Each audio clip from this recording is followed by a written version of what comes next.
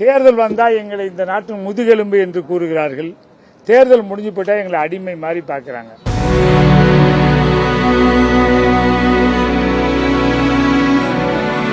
கர்நாடகாவில் எலெக்ஷனில் ஜெயிச்சிடலான்னு நமக்கு எகென்ஸ்டாக இருக்குது.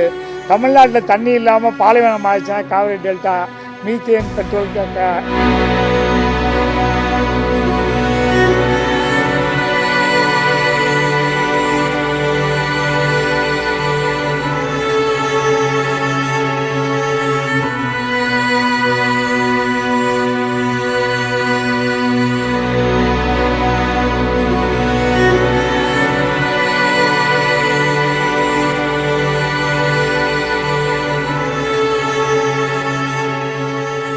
தேர்தல் வந்தால் எங்களை இந்த நாட்டின் முதுகெலும்பு என்று கூறுகிறார்கள். தேர்தல் முடிஞ்சு போயிட்டா எங்களை அடிமை மாதிரி பார்க்குறாங்க. ஏனென்றால் 1970 ஒரு டன் கரும்பு 90 ரூபா விற்கும்போது வாத்தியாருக்கு 90 ரூபா சம்பளம். இன்னைக்கு வாத்தியாருக்கு சம்பளம் 1,25,000, கரும்பு 3,500 தான். 70ல் 60 கிலோ நெல் 40 ரூபா விற்கும் பொழுது ஸ்டேட் பேங்க் மேனேஜருக்கு 150 ரூபா சம்பளம், எம்எல்ஏக்கு 250 ரூபா. ஸ்டேட் பேங்க்கு 4 மூட்டை நெல், எம்எல்ஏக்கு 6 மூட்டை நெல். இன்னைக்கு நெல் 1,360 ரூபா தான். இன்னைக்கு 60 ரூபா லெஞ்சம் வாங்கிடுறாங்க. 1,300னா 4 மூட்டை நெல் 5,200 ரூபா கொடுத்தா ஸ்டேட் பேங்க் மேனேஜர் வாங்கிக்குவாரா? வாங்க மாட்டார். அதனால விவசாயிகள் அதே போல 6 மூட்டை நெல் சம்பளத்தை கொடுத்தா 7,000 8,000 கொடுத்தா வாங்கிக்குவாரா? இவர் எம்எல்ஏ வாங்கிக்க மாட்டாங்க. எங்களுக்கு இப்ப தண்ணி இல்லை. விவசாயிகளுக்கு தண்ணீர் திறந்து விட வேண்டிய கடமை மாநில சர்க்காரும் இருக்கு, மத்திய சர்க்காரும் இருக்கிறது. மாநில சர்க்கார் பேச்சே கர்நாடகா கேட்க மாட்டேங்குது. மத்திய சர்க்கார் கர்நாடகாவில் எலெக்ஷனில் ஜெயிச்சிடலான்னு நமக்கு எகென்ஸ்டா இருக்குது. தமிழ்நாட்டில் தண்ணி இல்லாமல் பாலைவனம் ஆயிடுச்சுன்னா காவிரி டெல்டா மீத்தேன் பெட்ரோல் எல்லாம் எடுத்தலாம், லாபம் மத்திய சர்க்கார்னு பார்க்குது. இந்த கஷ்டத்திலிருந்து எங்களுக்கு நாங்கள் விவசாயி வாங்கிய கடனை தள்ளுபடி செய்யுங்கள் என்று முதலமைச்சரையும் வேளாண்மைத்துறை அமைச்சரையும் பார்க்க வந்தோம். என்னை முசிறிலேயே திருச்சியிலே என்னை வீட்டுக்காவல வச்சதுனால காலைல வர முடியல. இங்கே 5 மணிக்கு தான் வந்தோம். இப்போ பார்க்க முடியல. டிரான்ஸ்போர்ட் மினிஸ்டரையும் வீட்டு வசதி மந்திரியும் பார்த்து பேசணும். ஐயா கிட்ட இந்த மனுவை கொடுத்தோம். எங்களுடைய நிலைமை கஷ்டமா இருக்கு, நாங்கள் வாங்கின கடனை பூரா தள்ளுபடி செய்யுங்க. தள்ளுபடி செய்வதற்கு பணம் இல்லை என்றால் கூட அதை அப்படியே பெண்டிங் வச்சு புதுசாக எங்களுக்கு லோன் கொடுங்க. இப்போ சாடி பண்றதுக்கு நான் கடன் வாங்கியிருந்தா கூட எங்களுக்கு லோன் கொடுத்து இப்போ சரி பண்ணுங்க, பணம் வந்தோடனே எங்களுக்கு தள்ளுபடி பண்ணீங்க அப்படின்னு கேட்டிருக்கோம். அவங்க பார்க்குறேன்னு சொல்லியிருக்காங்க. இருந்தாலும் நாங்கள் இன்றைக்கு ஊருக்கெல்லாம் போக மாட்டோம், இங்கேயே தங்கிக்க போகிறோம். காலையில் வேளாண்மைத்துறை மந்திரியையும் முதலமைச்சரையும் பார்த்து, கலைஞர் முதலமைச்சராக இருந்த பொழுது 18,000 கோடி தள்ளுபடி பண்ணியிருக்காரு. ஜெயலலிதா அம்மா முதலமைச்சர் இருந்தபோது 25,000 கோடி தள்ளுபடி பண்ணியிருக்காங்க விவசாயிக்கு. நீங்க அனைத்து விவசாயிகள் வாங்கிய அனைத்து கடன் பார்த்தா ஒரு 25,000 30,000 கோடி தான் இருக்கு. அதை நீங்க சொன்ன மாதிரி உங்க வாக்குறுதியை சிறு குறு விவசாய கடனை தள்ளுபடி பண்ணி, பெரிய விவசாய பாதி அதை முழுசா தள்ளுபடி பண்ணி விவசாயியை காப்பாற்ற வேண்டும் என்று நாங்கள் நாளைக்கு இருந்து பார்க்க போறோம். சரின்ட்டார்னா போவோம், இல்லைன்னா என்னைக்கு எத்தனை நாளா இருந்தாலும் இங்கேயே தங்க போறோம்.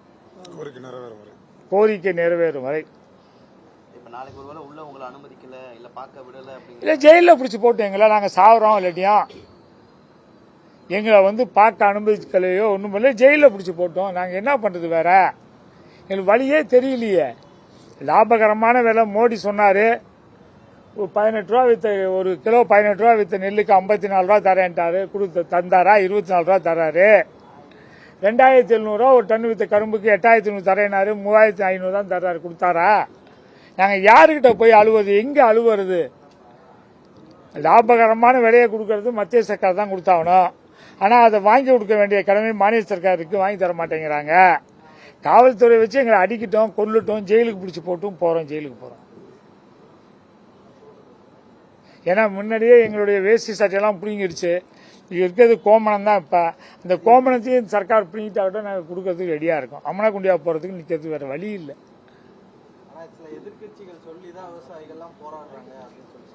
ஐயா எங்க நிலைமை பாத்தீங்களா?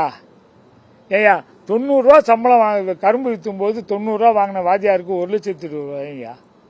40 ரூபா நெல் விற்கும் போது ஸ்டேட் பேங்க் மேனேஜருக்கு 150, 4 மூட்டை நெல் தான் சம்பளம். இன்னைக்கு அவர் 1.5 லட்சம் வாங்குறாரு, 1000 மடங்கு ஏறிடுச்சு. ஏன் எங்களுக்கு 34 மடங்கு? நான் தான் முன்னாடியே சொன்ன மாதிரி அரசு ஊழியெல்லாம் எங்கள் அண்ணன் தம்பி மாமே மச்சனை அக்கா தங்கச்சி தான்.